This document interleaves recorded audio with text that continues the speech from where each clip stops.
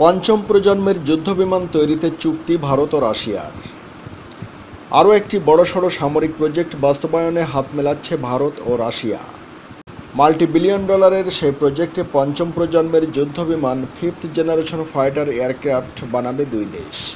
প্রাথমিক কাজকর্ম নাকি ইতোমধ্যেই সম্পন্ন হয়ে গেছে।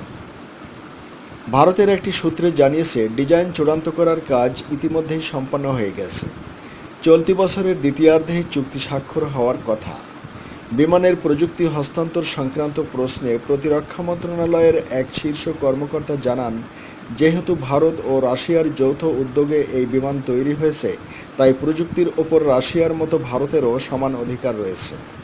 প্রসঙ্গত, 2007 সালে FGFA প্রজেক্ট নিয়ে ইন্টার গভর্নমেন্টাল চুক্তি স্বাক্ষর করেছিল ভারত ও রাশিয়া।